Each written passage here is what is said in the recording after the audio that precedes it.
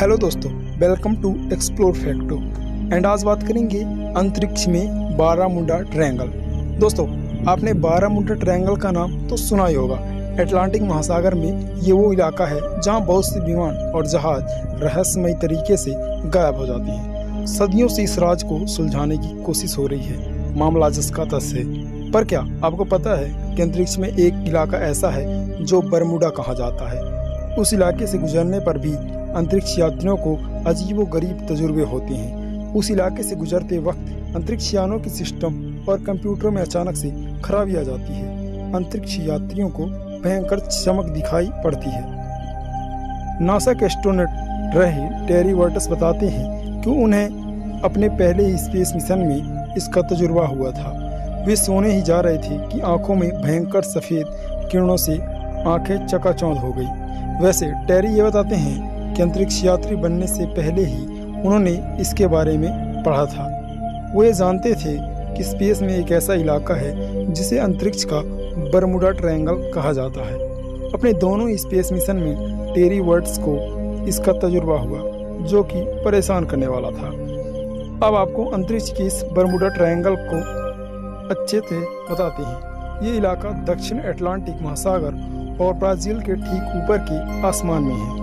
इस इलाके में से जब अंतरिक्ष यान या स्पेस स्टेशन गुजरते हैं तो कंप्यूटर रेडिएशन के शिकार हो जाती हैं। अंतरिक्ष यात्रियों की आंखें सफ़ेदी से चकाचौंध हो जाती हैं। इसकी वैज्ञानिक वजह है सूर्य से हमेशा ही भयंकर और जलाने वाली किरणें निकलती हैं। इनमें इलेक्ट्रॉन होते हैं और विकिरण यानी रेडिएशन भी होता है। जब ये रेडिएशन सूरज की रोशनी के साथ हमारी धरती के करीब पहुंचता है तो धरती के ऊपर स्थित एक परत, जिसको वैन एलन बेल्ट कहते हैं, वो विकिरण को हमारी धरती पर आने से रोकती है। जब सूर्य से आने वाली ये रेडिएशन धरती की वैन एलन बेल्ट से टकराता है तो ये अंतरिक्ष में फैल जाता है। अब हमारी रक्षा करने वाली ये वैन एलन बेल्ट धरती के ऊपर एक बराबर नहीं है। वजह ये कि धरती ही गोल नहीं है, ये ध्रुवों पर चपटी है, वहीं बीच में थोड़ी ज़्यादा मोटी है।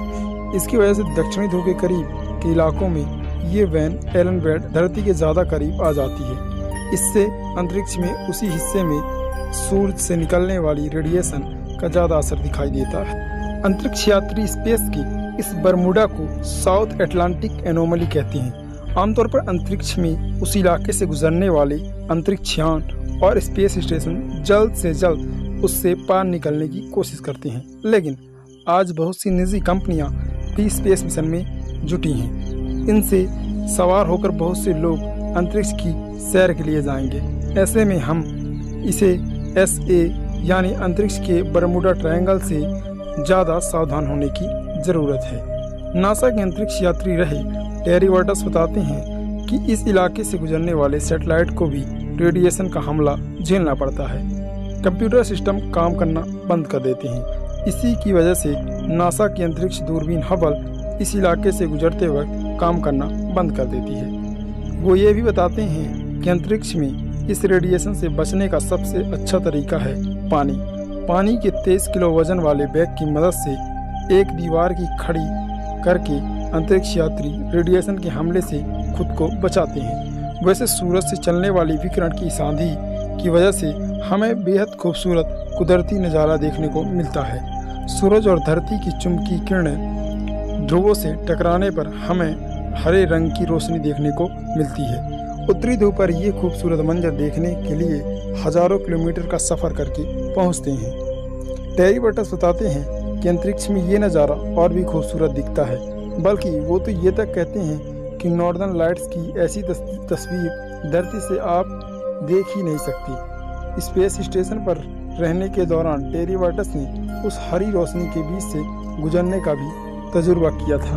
वैसे तो धरती पर मुमकिन ही नहीं है। सोलर रेडिएशन की अंतरिक्ष में लगातार निगरानी की जाती है। इसके लिए अंतरिक्ष यात्री हमेशा एक रेडिएशन मीटर साथ रखते हैं। टेरी का कहना है कि अब तो बहुत से स्पेस मिशन प्लान किए जा रहे हैं, इसलिए हमें ज़्यादा से ज़्यादा अक्लमंद मशीनें चाहिए होंगी जो ऐसे विकिरण से खुद ही जूझ सकें, क्योंकि अंतरिक्ष में बहुत दूर के सफ़र में कई बार अंतरिक्ष यात्रियों का संपर्क धरती पर मास्टर कंट्रोल रूम से नहीं होगा। ऐसे में ये मशीनें खुद ब खुद हालात से निपट सकेंगी। इसके लिए हमें नए कंप्यूटर बनाने होंगे। दोस्तों वीडियो कैसी लगी हमें ज़रूर कमेंट करके बताएं और नए हैं तो चैनल को ज़रूर सब्सक्राइब